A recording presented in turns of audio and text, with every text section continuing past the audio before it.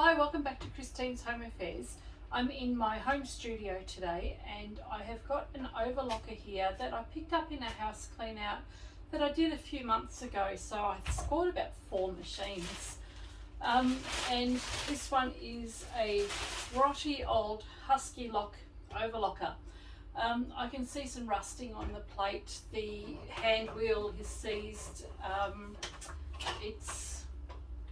It looks okay, and I think it'll clean up okay, and hopefully I'll be able to get it going.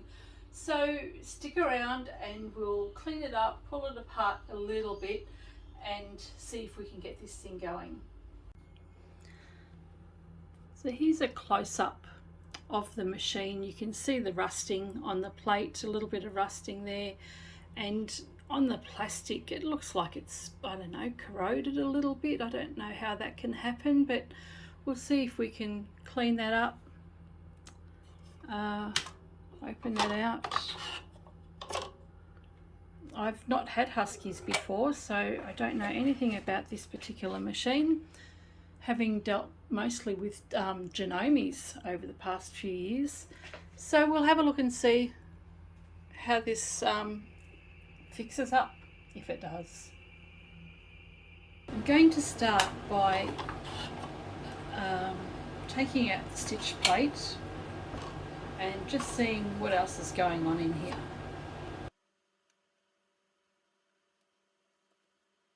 I'll undo the presser foot.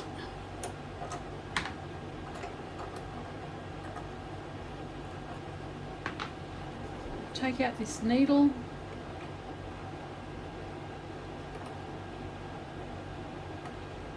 This is only a 3-thread overlocker, so it's only got one needle in it and the 2 loopers down below.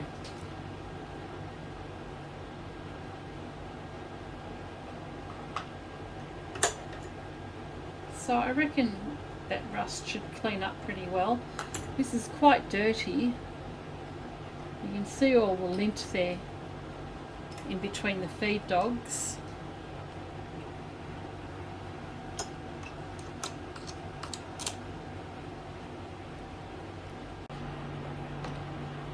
I've had to raid Chris's shed. He's got some torque screws that are actually the right size because mine were a little bit too big. So I've got a good selection here, and I'm just going to undo the torque screws well, I will eventually.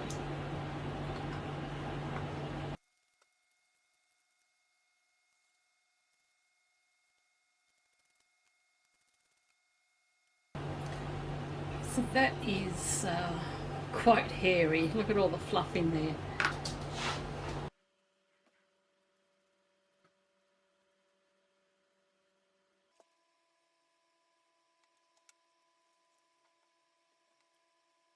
I'm going to take the spool rack off at the back. Once my spool rack's been removed, I'm going to undo the screws that are just underneath the handles here and remove that top cover plate, and that'll allow me to see just at the top of the machine. There's actually a wick at the top and I'll be able to oil that, and that'll go down to the side of the machine. The pressure adjuster is just up the top there, and I've just removed that. I'll clean that up shortly. I'll take these screws out to try and get the side plate off. And just underneath I'm going to undo all of these screws so that I can get in at the bottom as well. The whole lot's going to actually need some oil.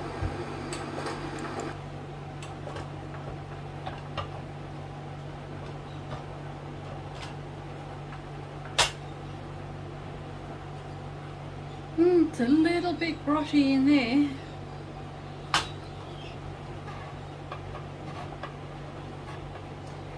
So I've actually managed to free this up a little bit, and it does move.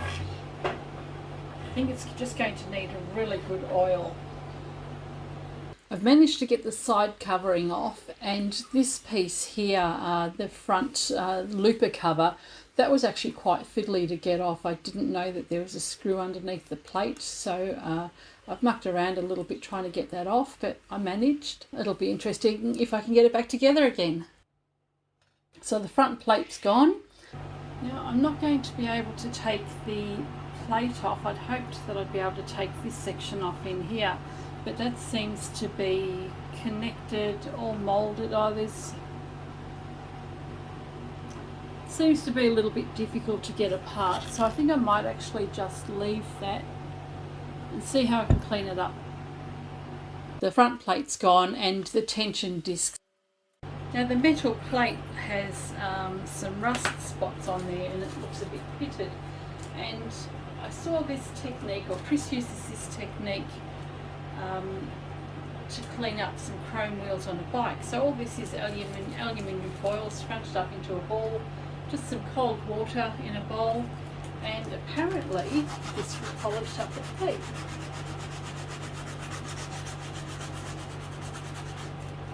Huh.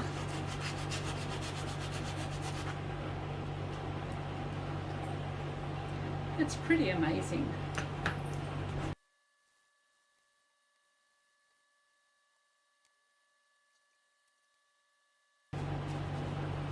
So that has cleaned up that plate really, really well. And I'll just give the plate a wipe over with some sewing machine oil.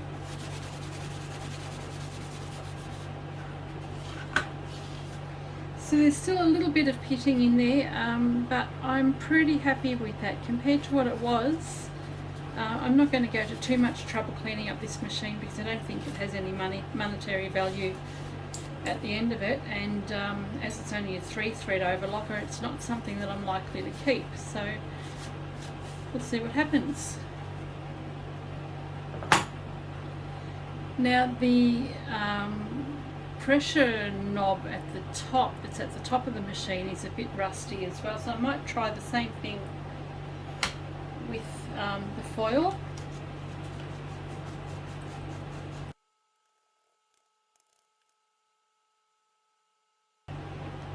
And that's actually done a really good job. And again, I'll just give that a wipe over with some sewing machine oil. The needle bar on the machine has a bit of pitting on it as well, so I might just give that a bit of a clean.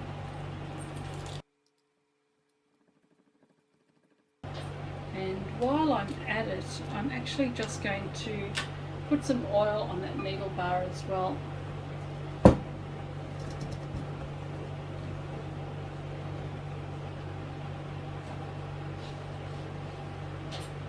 So I'm undoing the handles here. That'll just help me get in underneath a little bit better. And I'm just going to start giving this a really good clean as well.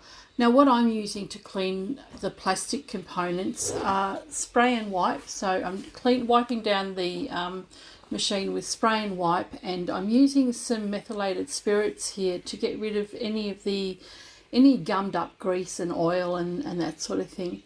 I'll be wiping over it with the methylated spirits, and then I'll be wiping over it with the sewing machine oil. It just lubricates everything nicely. I also like to, once I've cleaned my plasticware, I like to give that a good wipe over with machine oil as well. And then I'll just take my little oiler and go and oil the parts that need oiling. Now I've gone online and looked up this model. There's usually lots of websites that you can find models of your machines or something close to it, and it'll actually show you whereabouts you need to oil. Now you can see I'm using Silvo there, which is a silver cleaner. I didn't have any brass, so I would have liked to have used that to clean the plastic up as well. So the areas that were really yellow, I've just used a light abrasive cream, which was the Silvo, to help remove some of that yellowing on the plastic. Seems to do the trick. And I'll just put some of these bits and pieces back together again while it's still fresh in my mind how they go back. So the plastic's cleaning up nicely with the Silvo. Some of the parts were just so filthy.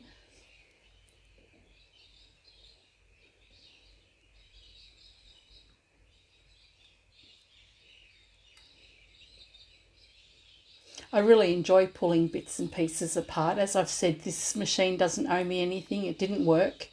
And having a go here means that I'm more likely to keep it out of landfill than if I just give up on it and send it to the tip or to the recycling centre. So I don't know how this is going to work out yet, but if it works out, then at least it's been saved from landfill and somebody else might enjoy it.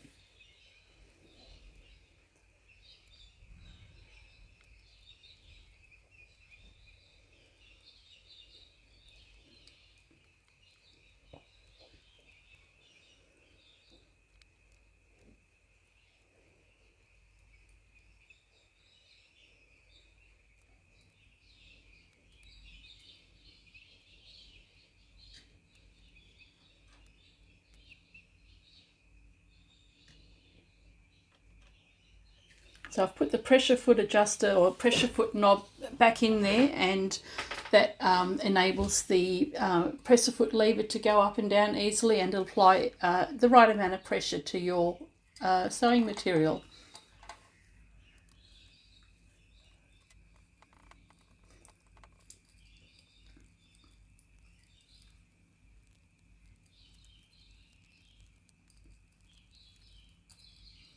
This base cover was actually quite dirty, and I had to take it into the kitchen and give it a good scrub under some warm soapy water. And I may have had to have undone a couple of things here because I've put things in the wrong order, so you don't need to know about that.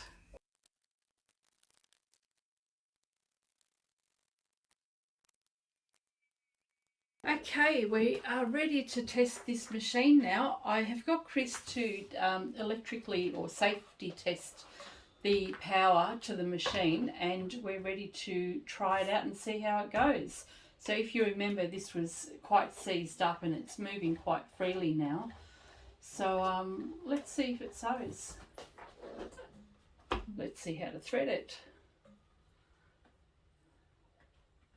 If you have a look at this plastic here underneath the spool, I've created new ones just out of some template plastic because that was missing, and a couple were no good.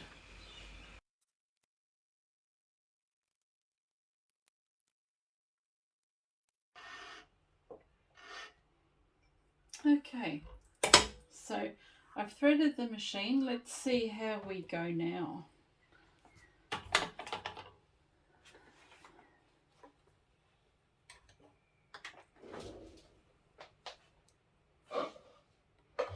Alright, here we go.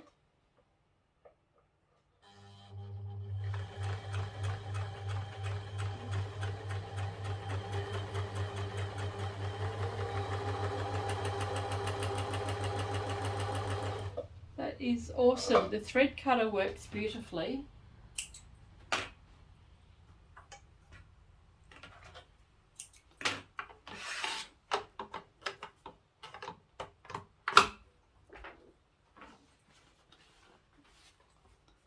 So the tension will need adjusting.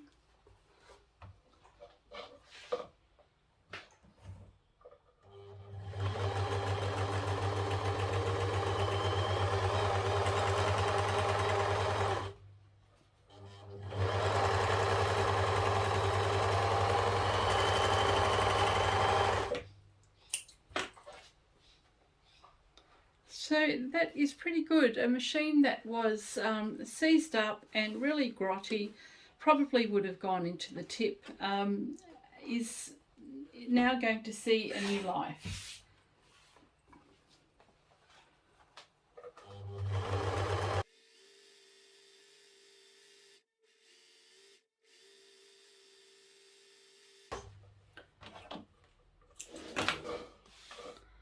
So that's pretty good. I do need to adjust the tension a little bit, but I will have to fiddle with the dials to figure out how to do that. But I think that is a success. Well, I'm really pleased with the success of this machine. I don't pretend to know, well actually I just pretend to know what I'm doing. I don't really know what I'm doing when it comes to tearing down machines. But in this instance, it was pretty grotty, it was seized up. I wasn't losing anything by giving it a go. So it doesn't faze me to pull something apart that was probably going to go to landfill anyway. And I've learned something. I've managed to get the machine going, And although it's only a 3-thread overlocker, I wasn't sure if I was going to sell this, if I could get it going. But since I have a couple of 3-thread overlockers, I've got this pinnock here as well. This one gives me trouble with cutting and it doesn't have a light on it. So I'm actually going to swap this. I'm going to take this to the shop and sell it. And this one I'm actually going to keep at home for myself. I do have a couple of 4 threads at the shop which I was going to bring at home, but this one here is going to stay here with me. Hope you've enjoyed this video. If you've got anything to say, pop it in the comments down below and I'll catch you next time.